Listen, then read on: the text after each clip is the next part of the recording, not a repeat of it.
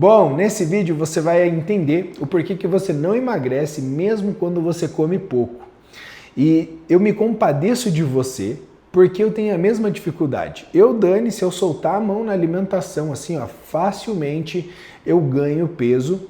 E para perder peso, por exemplo, quando eu tinha que baixar peso para competir, seja na luta ou seja no fisiculturismo, meu Deus, cara, era uma dificuldade absurda. Logo, a gente pode sintetizar isso de diversas vertentes. Então tem muita coisa que dá pra gente conversar aqui. Por exemplo, a dificuldade com o seu metabolismo, o teu ciclo circadiano que pode estar alterado, fazendo com que você tenha uma resistência à perda de peso. Nós podemos conversar sobre os tipos de fome, afinal, perdão, as pessoas vão falar para você que é só comer menos do que você gasta. Só que para atingir determinado déficit calórico, você vai bater demais em questões de fome.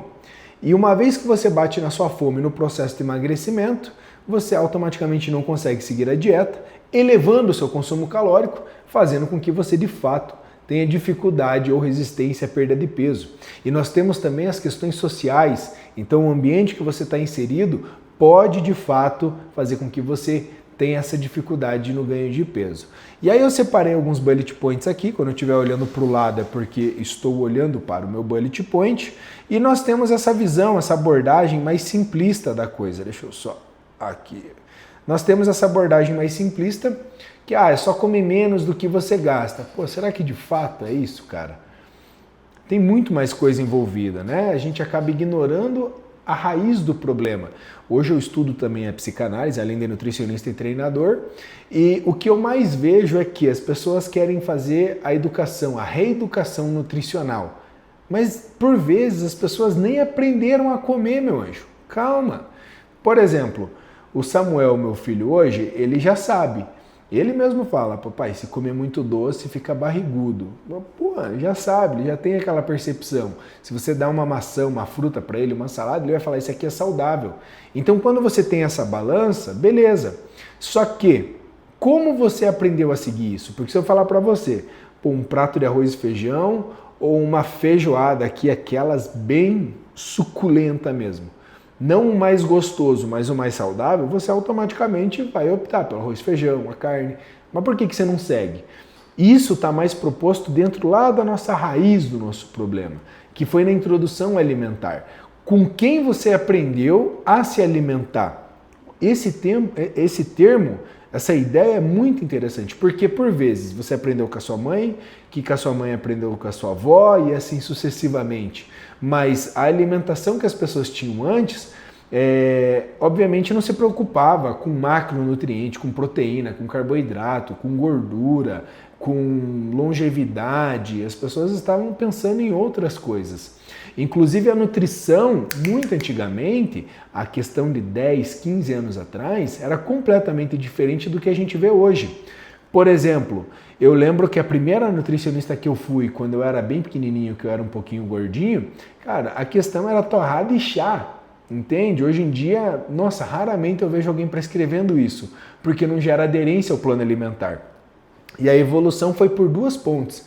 Uma para o terrorismo nutricional, que é aquela história de você pegar e colocar uma dieta muito restrita e tudo mais, e a outra é na dieta mais flexível, que é a que eu prego, que é aquela que é feita para o paciente.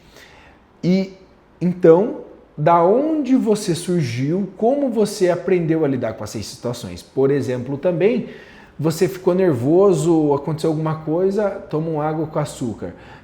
Isso aconteceu recentemente, eu não lembro o que aconteceu. O Samuel, meu filho bateu, foi lá, pulou, bateu a boca lá e tudo mais. Aí eu fui pegar ele, fui acalmar ali para ver se tinha machucado a boquinha. Logo minha esposa já chega com uma água para ele, porque ele chorou bastante e tudo mais. Então veja como já é empregado, minha esposa teve uma outra orientação nutricional da minha. Como já é empregado, fatores desse modo, né? Muito interessante. E aí nós temos também a questão, eu coloquei aqui a analogia com vício, né? De fato, a gente não pode dizer que a comida gera um vício, mas o comportamento alimentar, ele pode ser vício.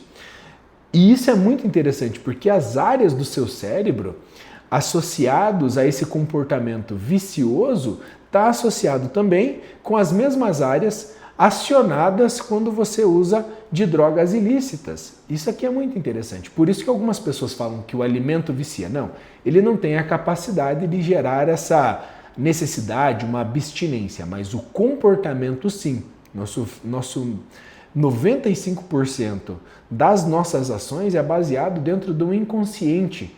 E aí quando você quer trazer 5% para controlar, que seria teu consciente, controlar o inconsciente, é muito difícil, por isso que as pessoas desistem.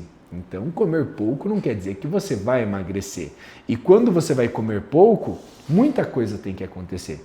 Por exemplo, será que você está preparado para comer pouco? Por exemplo, se você está muito inflamada, isso é um problema, porque quando você está muito inflamada, você vai ter uma resistência à leptina. A leptina é um hormônio da saciedade e essa resistência à leptina faz com que você sinta mais fome. E olha só que interessante, porque a leptina ela é um hormônio que fica acoplada na gordura, certo?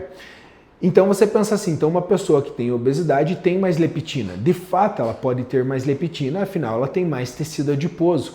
Mas, com toda certeza, essa pessoa come em hiperfagia, ela come bastante, mas porque ela está com uma resistência à leptina lá no hipotálamo. Cara, então só dizer que você vai comer pouco não é sinônimo de que você vai emagrecer, pelo contrário, ele pode ser um sinônimo de frustração e compulsão alimentar no futuro.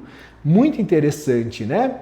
E aí nós temos 3 tipos de fome, tá? Que eu separei para você aqui. O primeiro tipo é aquela, de fato, física, fisiológica, né? Que é quando ela é regulada por hormônios, quando nós temos um ponto fixo de gordura. Então, conforme você vai baixando o percentual de gordura, como eu falei, vai expressando esses hormônios da fome, até mesmo pelo ritmo circadiano. Recentemente eu falei num vídeo aqui, falando sobre a questão de você regular ali o seu ciclo circadiano. É mais do que comprovado que uma pessoa que fica 2 noites, de 1 a 2 noites sem dormir ou com uma má noite de sono, já vai ter reflexo em comer em demasia.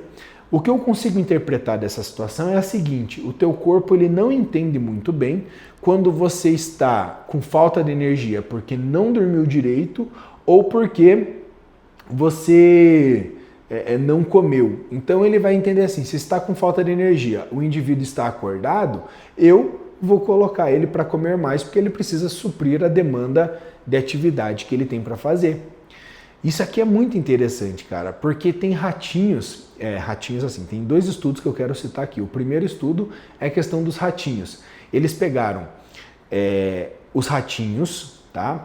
E dividiram em 2 grupos. O primeiro grupo comia uma dieta para ganhar peso, só que ao longo do dia inteiro e considerando a noite também. Então, ao longo de 24 horas, os ratinhos, enquanto estivessem acordados, estariam comendo.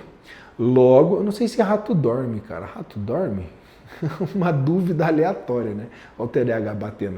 E aí nós temos o segundo grupo de ratinhos aqui, que eles deixaram somente para eles se alimentarem da mesma dieta, a mesma quantidade calórica, mas somente no período da noite, que no período da noite, que é a atividade do ratinho, eles não ganharam peso se comparado com o grupo que comeu no horário errado. Olha só que interessante. Aí vamos trazer isso para os humanos. Foi feito um estudo com um grupo de pessoas lá, relacionando o seguinte: as pessoas que se alimentavam um pouco antes de dormir, fazendo uma janela de jejum de 12 a 14 horas ali. Então elas faziam a última refeição um pouco antes de dormir e depois de 1 hora que elas acordavam, elas se alimentavam. Ou seja, ficava uma janela de jejum. Mas não foi alterada a alimentação dessas pessoas. No fato de não ser alterada a alimentação, mesmo assim houve perda de gordura e também teve melhoras em parâmetros bioquímicos. Cara, isso aqui é sensacional, porque a questão daí nesse caso não é necessariamente o que você come. Claro, não estou falando que, Dani, então eu vou comer somente durante o dia e por isso vou comer só besteira. Não, mas é que se a gente respeita essa questão fisiológica, já tem grandes melhoras. E o segundo tipo de fome que eu coloquei para você aqui é a fome hedônica, aquela fome emocional, que é quando a gente come por prazer ou conforto, né?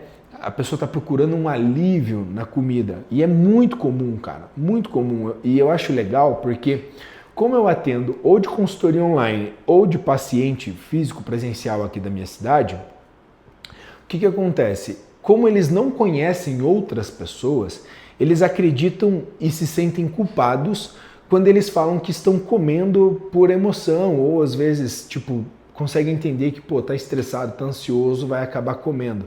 E se sentem culpados porque eles não veem o todo. Como eu atendo muita gente, cara, isso aqui é extremamente normal. Agora, lembre-se do que nós começamos a falar lá no início em relação à gênese de tudo. Como é que você aprendeu a lidar com as suas emoções frente à comida?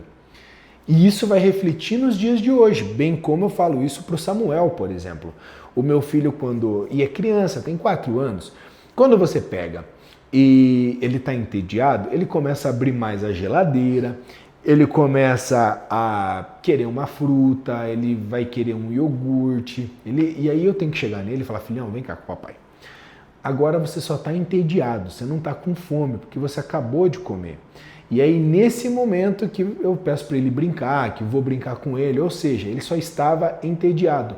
Nós comemos por vezes no tédio. Quer ver um exemplo? No final de semana. Quando você chega aí final de semana, todo mundo fala para mim, minha dificuldade é final de semana. Não, provavelmente você saiu da rotina, está entediado no final de semana e procura prazer pela boca. Lá ele, né?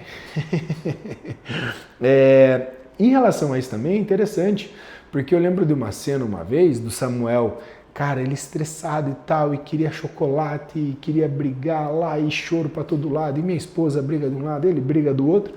E aí eu vi que estava próximo do almoço, eu falei, filhão, você só tá com fome, cara, então vamos almoçar.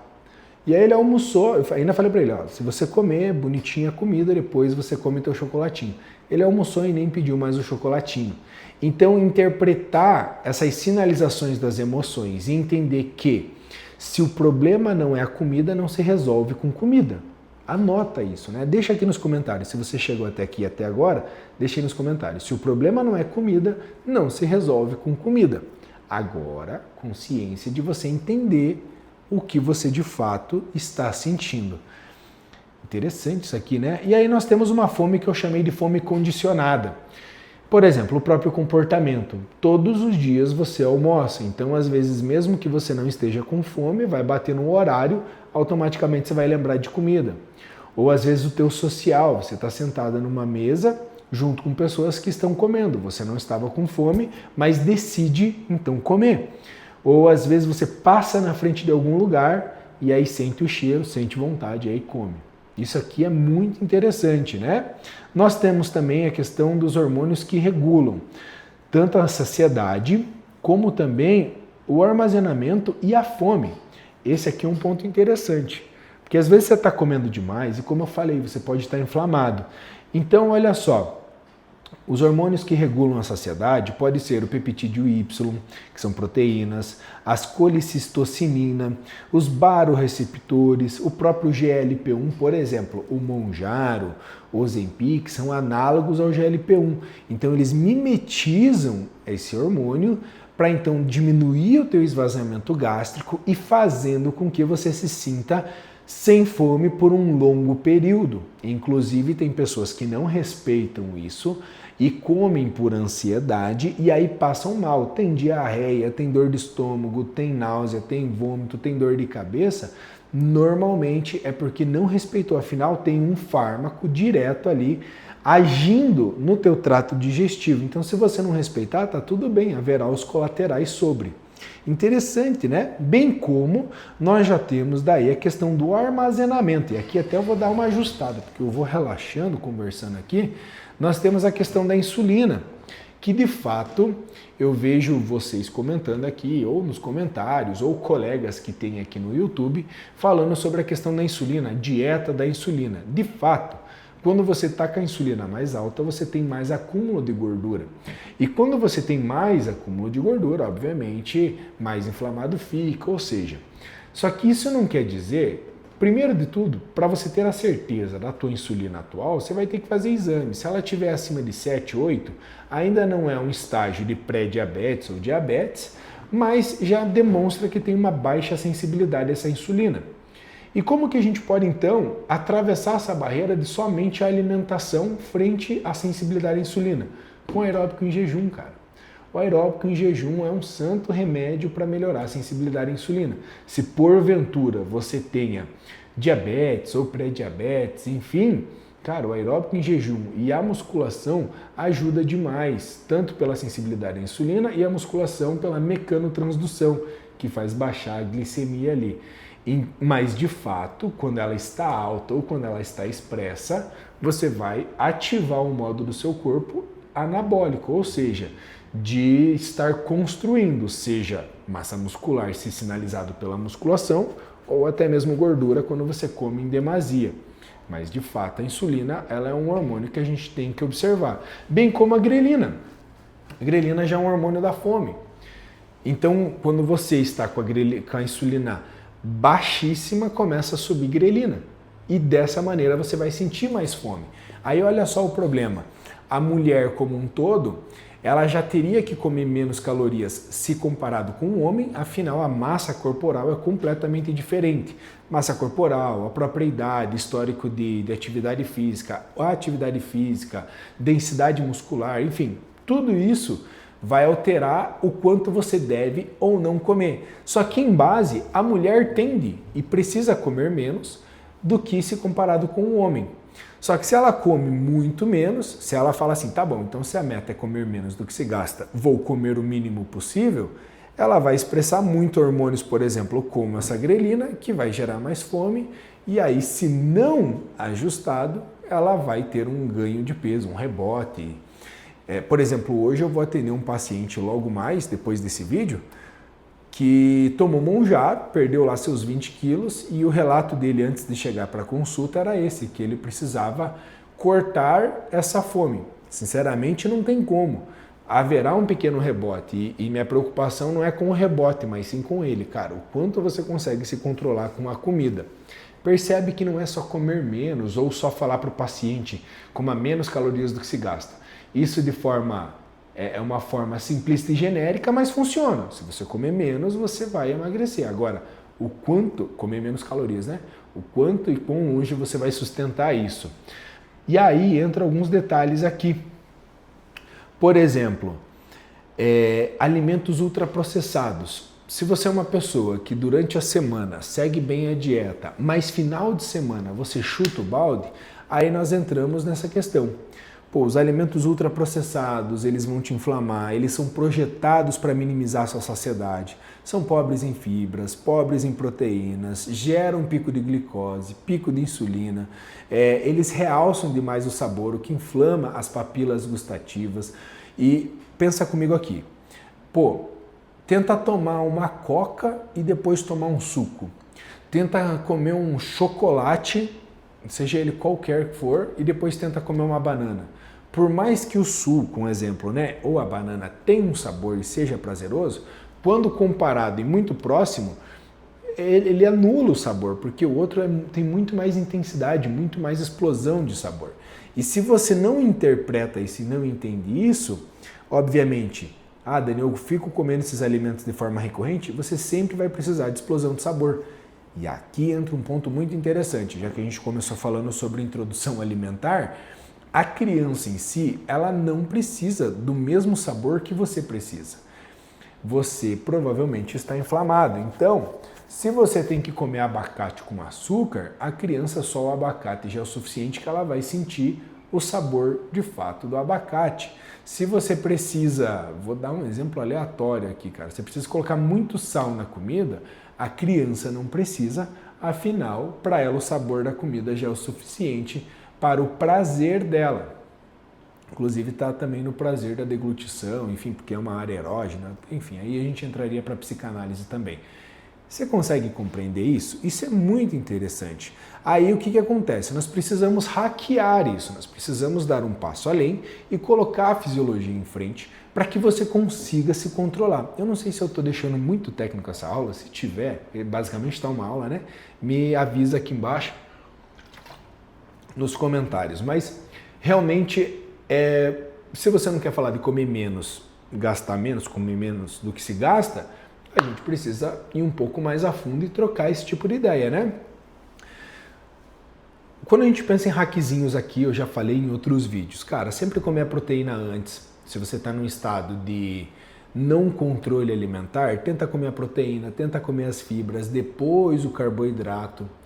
Tenta sair da mesa ao finalizar a comida ali, ao finalizar a refeição, porque se você se permanecer ali, certamente você vai acabar comendo mais pela fome de sociável ali, né?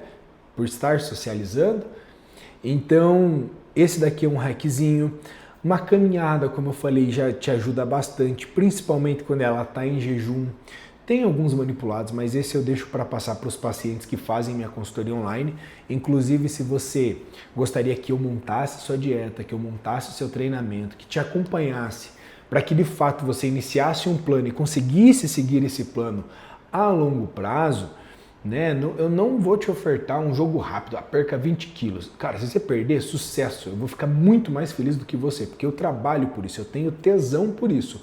Contudo, eu tô te entendendo, eu tô te promovendo uma ideia de você seguir o plano, por isso do acompanhamento semanal. Eu acho que está muito, mas muito para frente isso. Inclusive fiz um vídeo falando sobre o porquê você deveria demitir o seu nutricionista e eu falo sobre esse ponto, que a gente precisa estar entendendo o processo. Enfim, logo, quando a gente finda aqui, nós temos a questão da digestão, absorção, por isso de comer alimentos mais integrais, se for comer as frutas, de preferência que coma com a casca, enfim, eu acho que deu para entender que o rolê não é só comer menos do que se gasta, tá? A fisiologia, ela vai muito mais a fundo. Se você quer aprender mais sobre dieta, treino, enfim, todo esse rolê de perder peso, saúde e tudo mais, recomendo que você clique nesse vídeo e eu te vejo lá no próximo. Te vejo lá daqui a alguns segundos, mas olha só, antes de ir para lá, se você não está inscrito no canal, considere se inscrever. Se você não curtiu esse vídeo, considere curtir esse vídeo, porque afinal você chegou até aqui. E se você quer saber mais sobre a consultoria online, tá no primeiro link da descrição. Eu te vejo no próximo vídeo. Tchau!